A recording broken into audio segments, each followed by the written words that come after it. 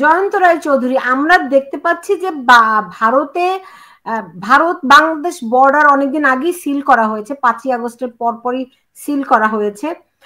ভারত কি বুঝতে পেরেছিল যে একটা কিছু ঘটতে যাচ্ছে দুই ফ্রন্টে, মানে বাংলাদেশ ফ্রন্টে এবং পাকিস্তান ফ্রন্টে, দুই ফ্রন্টে একযোগে কিছু ঘটতে যাচ্ছে কিনা, এরকম কোনো পূর্বাভাস ভারতের কাছে ছিল কিনা? কারণ আমরা দেখেছি যে লালমনিরহাটে যে এয়ারবেস হচ্ছে এটা নিয়ে ভারত কনসার্ন জানিয়েছিল, তারা বিভিন্ন বিষয় নিয়ে পাকিস্তানের যে গোয়েন্দা প্রধান তারা বাংলাদেশ সফর করে গেছে বলে বিভিন্ন জায়গায় খবর এসছে। সবকিছু মিলিয়ে আপনার কাছে কি মনে হয় এটা একটা খুব পরিকল্পিতভাবে ঘটনা, যে দুই ফ্রন্টে যেমনটি 71 সালে হয়েছিল সেই রকম কোনো আলামত ভারতের কাছে আছে কিনা? না, তবে ভারত যেটা উনি বললেন, মঞ্জুরুল হক সাহেব যেটা বললেন সেটা একদম সবসময় ভারতের যারা সিকিউরিটি অ্যানালিস্ট তারা সবসময় বলে আসছে যে এই যে এতগুলো জঙ্গিকে ছেড়ে দেওয়া হয়েছে এবং তাদেরকে ধরার কোনো চেষ্টা করা হচ্ছে না, ইট ইজ বাট অবভিয়াস যে এরা সেলস তৈরি করবে, আবার করে করবে, যেমনি 1990-এর দশকে হয়েছিল, 2000-এর দশকে হয়েছিল। এবং সেই সেলসগুলো একবার অ্যাক্টিভেট হয়ে গেলে, একবার সেগুলো যদি ওয়ার্কিং ফাংশনাল সেলস হয়ে যায়, তাহলে বাংলাদেশের জন্য এটা একটা বিরাট বড় একটা উপদ্রব হয়ে উঠবে এবং ভারতবর্ষের জন্য হবে। যে জন্য এই যে বর্ডার সিলিং এর যেটা কথা বললেন, এটা বর্ডার সিলিংটা সম্পূর্ণরূপে তো কখনোই হয় না। আপনি জানেন যে আমাদের বর্ডারটা এত পোরাস, যেখান দিয়ে সেখান দিয়ে লোকেরা আসতে পারে। তো এবার চেষ্টা করেছে যাতে আসামের সাইডটা যেখানটা আরো বেশি পোরাস, সেদিকটাকে ভালো করে গ্যাপগুলোকে রক্ষা করা হয়। এটা এই জন্যেই, কারণ এই যে জঙ্গিরা ছাড়া পেয়েছে 170 বললেন, এবং তারা তাদের সাপোর্টারদের আরো ইনস্টিগেট করবে, তাদের নিয়ে সেলস বানাবে, হয়তো সংখ্যায় সেগুলো বেড়ে গিয়ে 1000 খানেক হয়ে যেতে পারে। তাদের মধ্যে থেকে যদি 250 কি 150 যদি এদিকে আসে, তাহলে আমাদের জন্য একটা বিরাট বড় প্রবলেম। আপনি আগেও জানেন যে মুলটা বলে একটা অর্গানাইজেশন ছিল, তার সঙ্গে এই লস্করে তয়বার একটা লিঙ্কেজ ছিল। বাংলাদেশে যারা জঙ্গিবাদ ছিল, যারা জঙ্গিবাদ করতো, যারা আফগানিস্তান রিটার্নই ছিল, আফগানিস্তানে তালিবানের হয়ে লড়েছিল এবং ফেরত এসেছিল, তারা এদের সঙ্গে একসঙ্গে কাজ করতে শুরু করেছিল। আমেরিকান কনসুলেট কলকাতায় একটা আক্রমণ হয়েছিল, তার লিঙ্কস পিছনে বাংলাদেশ অব্দি নিয়ে যাওয়া খুঁজে পাওয়া হয়েছিল। তো এই ভয়গুলো সবসময় ছিল আমাদের সিকিউরিটি অ্যানালিস্টদের মধ্যে ছিল, যে জন্য বারবার করে বলে দেওয়া হয়েছে, বাংলাদেশকে সতর্ক করা হয়েছে। কারণ যেই সরকার থাকুক, সেটা টেম্পোরারি সরকার হোক কি হোয়াটএভার, তাদের সঙ্গে তো কথাবার্তা সবসময় হয়।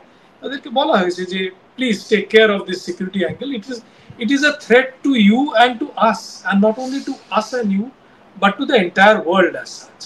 এই যে একবার যদি যাদের এই মেন্টালিটি থাকে, তারা তো শুধু বাংলাদেশকে শুধু করবে না বা ভারতবর্ষকে আক্রমণ করবে না, তারা টুইন টাওয়ার্স এর আরেকটা টুইন টাওয়ার করতে পারে, তারা বালিতে গিয়ে আরেকটা আক্রমণ করতে, বালির আক্রমণ আপনার মনে থাকবে, এইসব জিনিস আবার হতে পারে। সেইটার থেকে ভয়, সেই ভয়গুলো আছে বলেই আমরা এই কথাগুলো বারবার করে ওঠাচ্ছি, বারবার করে বলছি। তো সে কথাগুলো এখন মনে হয় না যে প্রপারলি এগুলোকে অ্যাকসেপ্ট করা হয়েছে। কিছুটা যতটুকু বুঝতে পারছি আমরা, যে বাংলাদেশের যে আর্মি চিফ অন্তত তিনি he has become aware and he is understanding the gravity of the situation and it has global implications. নিশ্চয়ই অন্য দেশেরাও যারা ভারতবর্ষের মতন ভাবে চিন্তা করছে, তারাও নিশ্চয়ই এসে পড়েছে, এবং সেই চিন্তাধারাটা কিন্তু রিফ্লেক্ট হচ্ছে না সিভিলিয়ান গভর্নমেন্টের মধ্যে।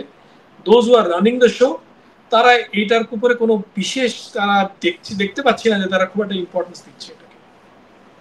তো এর ফলে মঞ্জুরুল হক, এর ফলে বাংলাদেশ কিভাবে কি ধরনের মানে এফেক্টেড হতে পারে? কারণ পরিস্থিতি আমরা দেখছি যে ভারতে বেশ কিছু বাংলাদেশিকে আটক করা হয়েছে বলে ভারতের গণমাধ্যমগুলো খবর প্রকাশ করেছে। এই ব্যাপারে যদি একটু বলতেন। তার মঞ্জুরুল হক, আপনার কাছে আসার আগে এই ভারতে যেসব বাংলাদেশিদেরকে আটক করা হয়েছে তাদের পরিচয় কি জানা গেছে? তারা কারা, তারা কেন সেখানে গিয়েছিল, এই বিষয়ে কি আমরা জানতে পেরেছি কিছু? না, নিশ্চয়ই জিজ্ঞাসাবাদ হচ্ছে এবং নিশ্চয়ই ইন্টেলিজেন্স ব্যুরো এটা নিয়ে খোঁজ খবর করছে। জি জি, মঞ্জুরুল হক, যতটুকু আমরা জানতে পারি যে অনেক সময় এখন ধরুন যে আমরা চাই বা না চাই, আমাদের চাওয়া না চাওয়ার উপরে কোনো কিছু তো নির্ভর করে না। আমরা চাই বা না চাই, ধরুন ভারত পাকিস্তান যুদ্ধ শুরু হলো, একেবারে সরাসরি যুদ্ধ, কনফ্রন্টেশন একদম শুরু হলো। যুদ্ধ শুরু হলে যেটা হবে সেটা হলো, বাংলাদেশের ক্ষেত্রে যেটা ঘটবে সেটা হলো যে এখন সামাজিক মাধ্যমের বাড়ন্ত হওয়াতে যেটা হয় যে ডিসইনফরমেশনটা খুব বেশি হয়। ডিসইনফরমেশন বিভিন্ন মাধ্যমে হতে পারে, সামাজিক মাধ্যমে খুব বেশি হয়, কারণ এখানে লায়াবিলিটি থাকে না। তো আমি একটা বাজে খবর দিয়ে বা একটা মিথ্যা খবর দিয়ে 2 মিনিট পর সেটা ডিলিট করে দিলাম, কিন্তু সেই 2 মিনিটের ভিতরে যে ক্ষতিটুকু হওয়ার সেটা কিন্তু ঘটে যায়। তো এরকম কিছু ঘটলে বাংলাদেশে এর একটা রিপারকেশন হবে। রিপারকেশনটা এরকম হবে, মিছিল মিটিং হলো, ভাঙচুর হলো, এমনকি এমনও হতে পারে যে এখানকার র্যাডিক্যালিস্টরা হয়তো ইন্ডিয়ান বর্ডারের দিকে একটা লং মার্চও করতে পারে।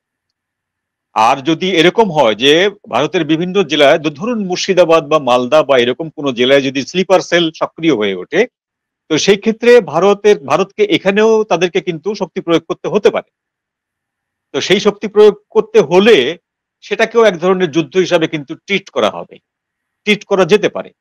যে বাংলাদেশ থেকে স্লিপার সেল এসে এখানে অ্যাক্টিভ হচ্ছে, বাংলাদেশের থেকে একটা মিছিল এসে বর্ডারে এসে লং মার্চ করে যুদ্ধ থামানোর কথা বলছে, বা মুসলিম ভাইদেরকে না মারা হয় এইসব কথা বলছে, বা কাশ্মীরে মুসলিমদের উপরে যেন গুলি না চালানো হয় এইসব কথা বলছে।